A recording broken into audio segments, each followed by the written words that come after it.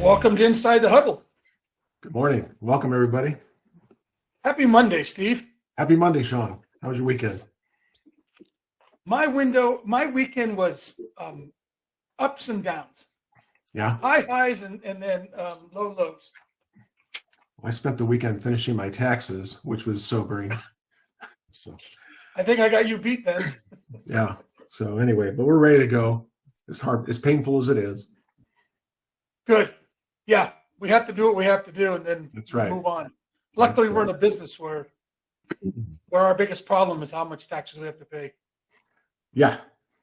I guess if Right? you're paying taxes, it's a good thing. Right. Always about perspective. Yeah. So today we have an interesting topic, I believe. Well, yeah, and you're spearheading it, right? We're going to talk about what more mindset, but skill development in a changing world where things are becoming more and more hyper competitive. And I was thinking about it over the weekend, and I have an example. I thought what we would do is maybe you and I can talk about it or give examples of when, again, I think it's along the lines of but where we had a big goal in our lives, and maybe how we went about achieving that. And maybe discuss what that path was like, and then maybe share some of the things we learned with the team here today. That I'm sure, success leaves clues, right? I've always believed that. I know it's a life truth. And success has a history. In my experience, sitting back and helping entrepreneurs, I see that common thread of the things that are necessary, the blocking and tackling of the business that is true in every successful entrepreneur. So I think that a lot to be gained there, a lot of insight. I agree. And I've come to call what we're experiencing now the new normal. Yeah. I really believe what we're seeing and experiencing right now, you need to buckle down and expect this to be the norm for the next few years. I think there's a real upside to this, Steve. I believe, 100% believe that over the next 3 years, agents will make more money than they've ever made in the history of real estate if they're still in the business. And that's the challenge. The ones who are here are going to have a phenomenal next few years. I mean, Right. You could retire if you choose in 3 to 4 years type of time. Right. But there's things we're going to have to do, like accept this new normal. Right. So what does that mean, accepting the new normal, right? You and I were talking on Friday when we had our prep call. I think you and I had kind of settled in on the fact that your level of skill development, at any time you're in a market that is either shifted into where it is or is about to shift or anywhere in between, it involves a high level of attention to certain skills that are necessary to succeed in that market, right? Yes. Like, I think about the things that when I look at really successful entrepreneurs, and there's many of them on this call, and out of one of them is probably not here because they haven't figured out a way to take what was for them at one point a perceived weakness and turned it into a strength. Yes. Such that that's not something they're comfortable doing ever, or that they've ever would say that I am the master of that. Like I am indispensable when it comes to this skill, right? No, they wouldn't say that. But what they've been able to do is make that weakness such that it's a strength that aligns well and complements their natural gifts. And this is where we become, as I call it, self-actualized, right? So does that make any sense? I mean, I don't mean to get too babble on you, but it does. Although I think that we don't have to become a master at a weakness like you're saying. We just have to practice it and turn it around. And a lot of that is even mental. But I'm reminded of the old saying in sports that you race your strengths and you train your weaknesses. You rely on the things you do well, and in we don't have downtime, but you set aside time every day or every week to work on the things you want to bring up. What was it? I think it was Muhammad Ali who said that he had a great line. He said, "No, it wasn't. Doesn't matter who said it. Most people practice something until they do it well. Champions practice something until they can't do it wrong." yeah, That's the difference. You don't have to become the master at it. You just have to no longer allow it to be a weakness. So, and we're talking about skills, right? If we were talking to basketball players, we'd be talking about free throws. We'd be talking about dribbling drills, right? If we were talking to chefs, we'd be talking about knife skills. We're talking to real estate agents, salespeople, entrepreneurs. So what is the primary skill set that needs to be mastered? Well, for me, I've always thought that when I observe really successful people in this business, there are some that are really lucky because they're born with what I call a natural health engendering quality, right? So like when you're around them, you just feel good around them. We know these people, right? They may not be salespeople. They may be professionals. They could be accountants. They could be pilots. They could be in any other industry, but real estate. But in all aspects of life, if you're born with that, like if you have that quality, this health engendering quality, right? That around people, you just leave them feeling good because you're so complimentary. Colleen Gray, if you've all met Colleen, if you know up in at the OA for Encinitas, she has this health engendering quality. No matter what kind of day you're having, no matter what kind of day she's having, she leaves you feeling good. And what that does, if you have that, and if you have it in real estate, what it allows you to accomplish is the ability to establish trust with strangers and do it quickly. And when you're able to have that combination, it's very, very powerful.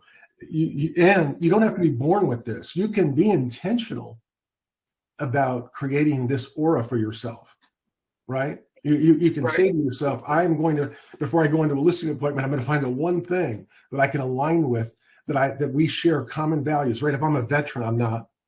And I walk into a home on a listing appointment and I see that person's a veteran, that allows us to talk about our experiences and allows me to help build that trust or that camaraderie, right? It's these sorts of things. So to me, that's one of the skills. And then of course, when you have that, then it's really the ability to address conflict, I think, in such a way as to allow your client to feel like they're part of the process and part of the solution, as opposed to talking at people. Those are two things that I think of that I think make for a really successful real estate professional. That's interesting. I would rephrase it. That's really interesting. I think what you're describing that, and I love the way you put it, health engendering, right? To me, if we're drawing parallels to athletics, that's someone who's already been gifted genetically with some athletic ability.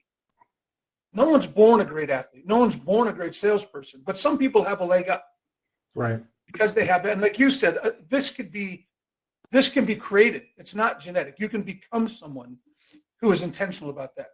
Right. I'm much more specific, though. I think the skill set is absolutely knowing what to say, when to say it, and who to say it to. Yeah.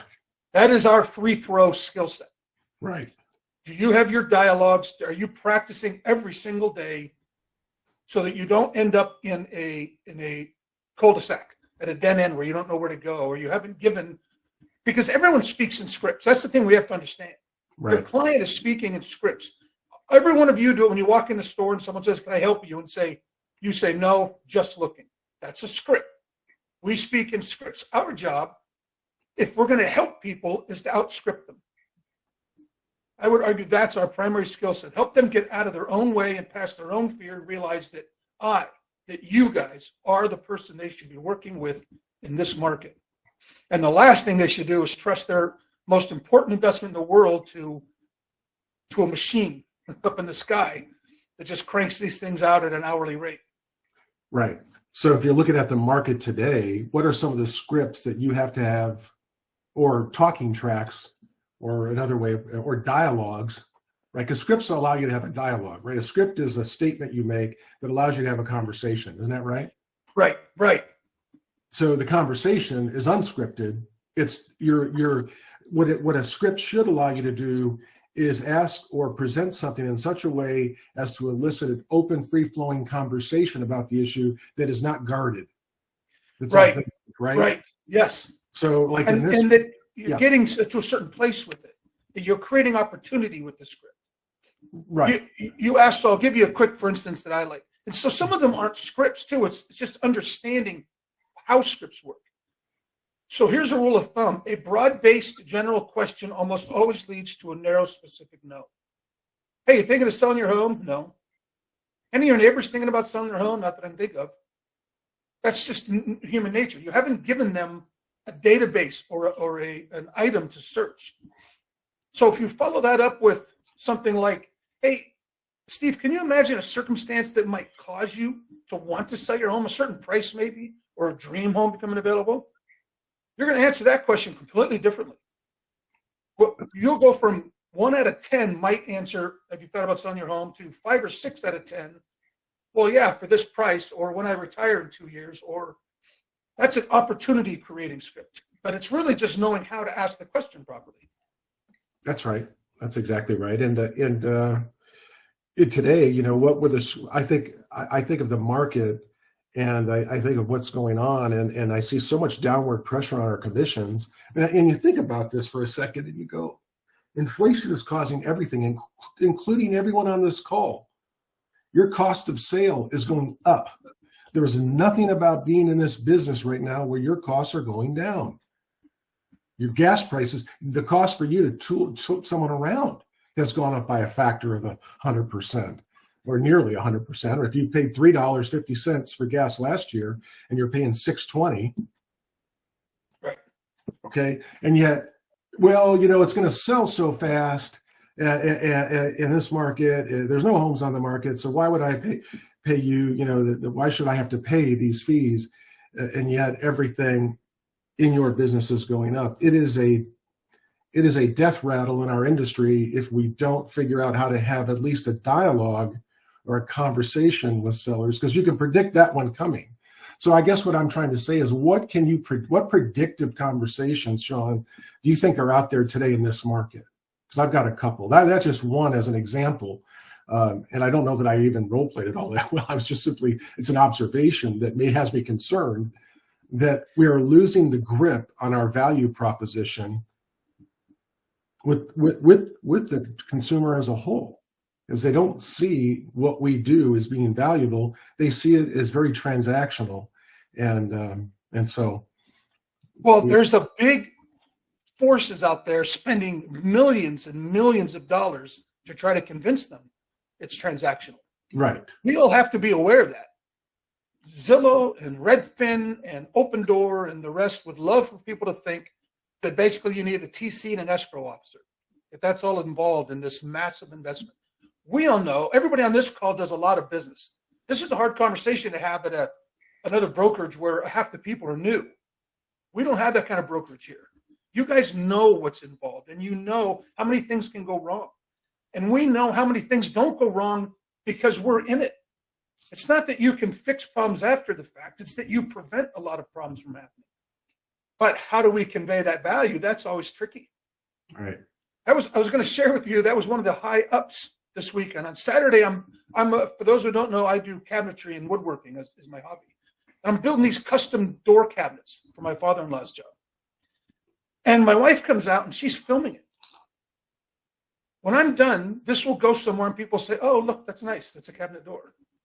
And she gets it. And she's like, look at the detail. Look how much work has to go into creating this look and this OG and this raised pan, all these things that you're doing. This takes a long time and a lot of setups and a lot of jigs, but nobody knows, especially if you're good at it. If you're good at something, it looks easy. We have to be able to, that's to me exactly like real estate. What you guys do has a lot of moving pieces and requires a lot of practice and a lot of knowledge and a lot of resources.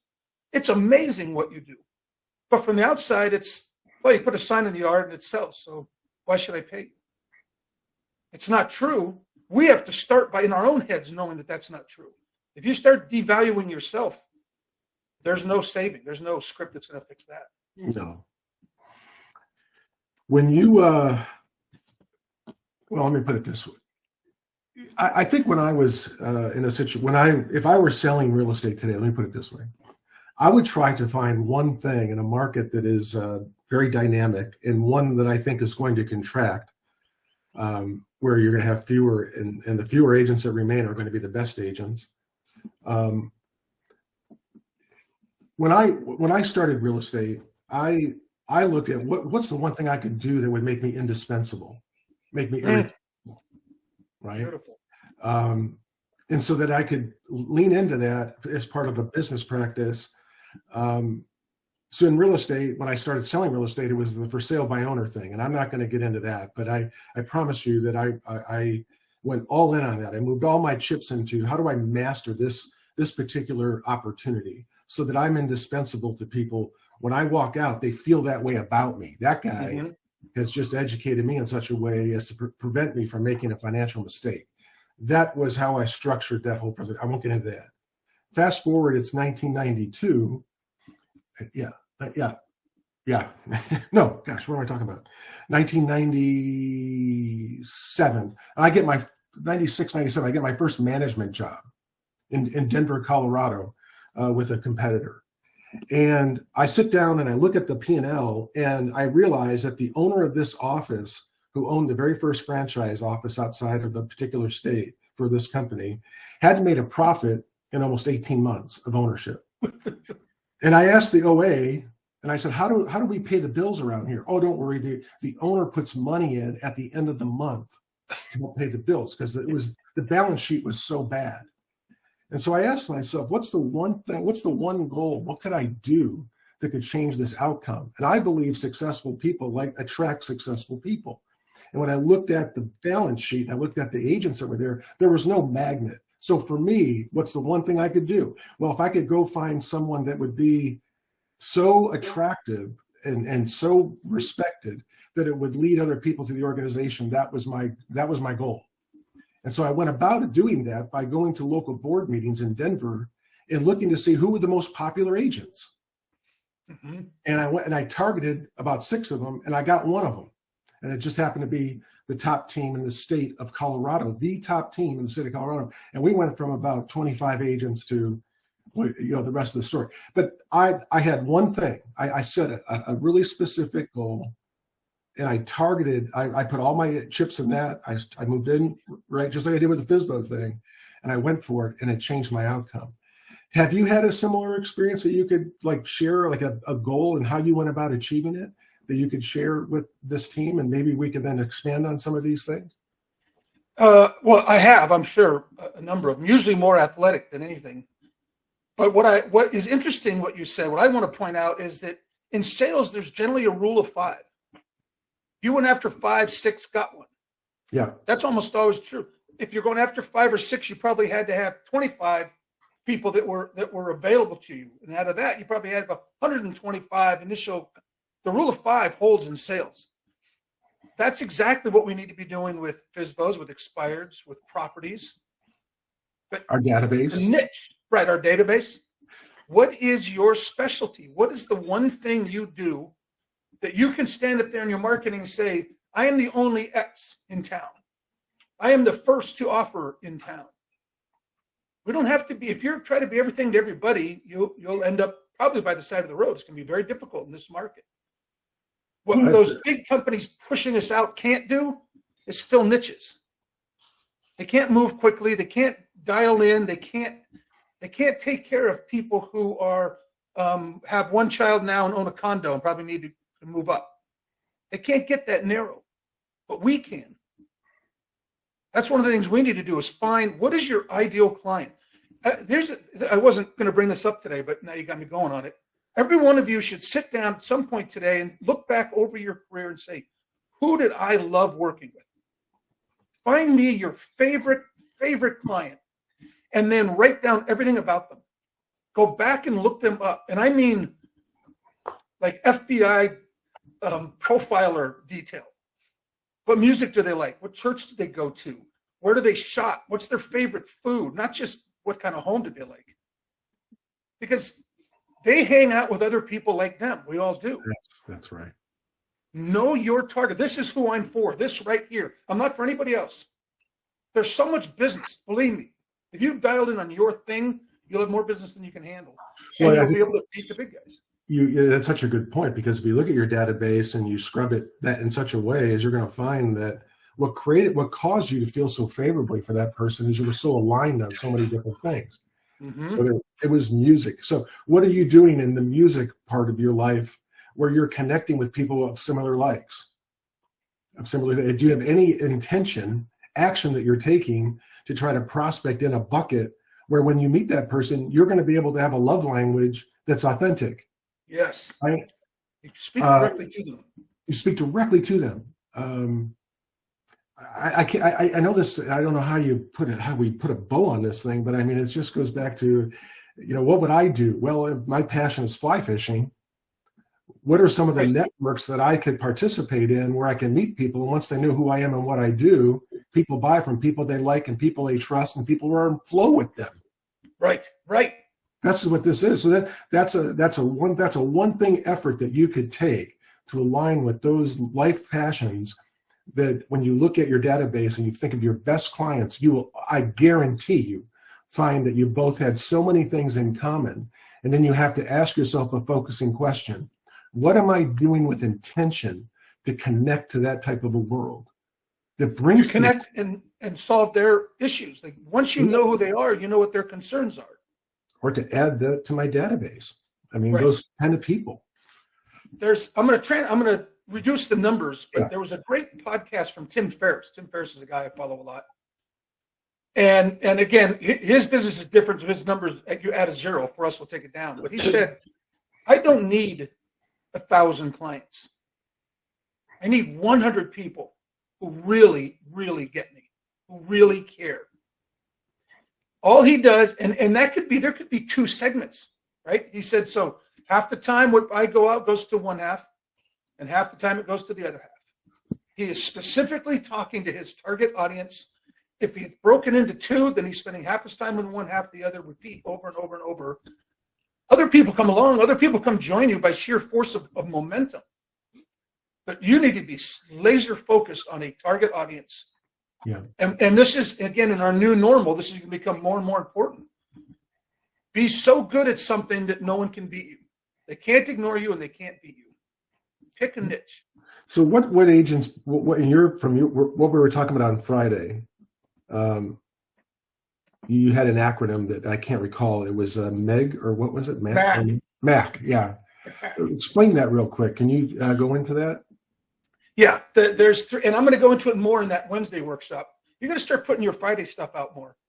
Does everybody here know that Steve has a coach's corner on Fridays? Well, I'm on hiatus because of the 10 by 10. So we've mothballed that but yes, I will be cranking that back up once we get through these programs. I didn't want to create so much on our agent's schedule that, No, I just went ahead and overloaded them. So the MAC is an acronym. It stands for the three things that I think we need going forward. There's got to be a mindset change. The mindset has to become, how do I put this? There are agents out there that say, there's no inventory. When they meet with a potential seller and the seller says, well, I'd sell my home, but there's nothing to buy. And then the agent goes on the MLS and says, golly, you're right. There's no inventory. That agent is on their way out. Every single home is for sale, but it's going to take more work now. Where exactly do you want to live? Tell me exactly what kind of home. Good. I went and targeted them, just like Steve said. Now I'm going to start knocking on doors and presenting value. That's how we create inventory for our sellers. We go find them. And when they're standing there, and when you're standing there and they say, well, how do I know if that works? You say, well, I'm standing here, aren't I? I knocked on your door, didn't I? We know it works. So a new mindset that this is the new normal. You have to have an affirmation for change, right? This is when we're trying to create change, we create affirmations to override the stuff we had. So like I loved we don't have to become masters at things, but let's say follow-up. Let's say I'm not very good at follow-up. I'm not going to show of hands here who's not very good at follow-up, but I'll bet it's a lot of us. So your affirmation becomes, my follow-up is legendary. Right. My follow-up is legendary. And then the last one is a commitment, an absolute commitment to whatever action, to whatever niche, to whatever single focus you're going to bring to this. You have to commit, which usually means get accountability around yourself. Ask yourself 4 key questions on something that you take from this meeting today that you're going to try to implement to live a life of intention and purpose, right? What can I control? What can't I control? What am I seeking to control that I can't? And what could I be controlling that I'm not? Yes. Very good. If you could do that, you will find yourself getting real clear on eliminating noise and what you're, if like I'm a control freak in many ways, but I've had that conditioned out of me to realize that as an entrepreneur, like so many people, I'm not unique. We don't feel anybody can do anything better than we can. It's part of what it means to be a high achieving salesperson, I think. But when I look at any goal that I have, the first thing I ask myself is, what can I control here? What can I control? Because I always find myself naturally worrying about things I can't control. Right. Well, what if the market does this? What if the market does that? What if interest rates hit 6? And what if inventory starts to, you could spend your life just spinning out in things that you can't control. But then I say to myself, well, what am I seeking? What am I trying to control that I can't? Because that helps me identify where the energy leak is taking place. And then I say, well, what's the one thing I could do that if by doing that one thing, I'm taking control and things are going to change? And that's just those are the 4 questions or key questions that I ask myself. And then I move to just positive affirmations, because I'm a big affirmations guy, having visuals or statements that I make that help reinforce that, yes, I am a successful leader. I am going to positively impact people today. I am going to be patient. I am going to be kind, right? I am. Even change it to the present, or better yet, past tense. I love how kind I am. Right. Today, I was extremely patient, and I'm proud of that. You gave me a new thought when you said most of the people in this call, very successful, right? Very successful entrepreneurs. Yeah. And the tough thing is, I don't think anybody can do things better than me. Right. It's a mindset that kind of brings us into this, right? It's not a negative, but it does get in the way as you grow. You want to create a new challenge, a new affirmation. I wrote down, nobody can let go of things better than I can. We just like the challenge. Yeah. Put a new challenge in front of you.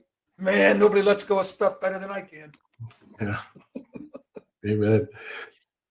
It's funny. I got the Apple Watch 7 6 months back, whatever it is. And every morning I get this thing that I just want to leave, that I think is really, it's something that's helped me bring a little more balance and peace into my life. And it's this idea of practicing gratitude.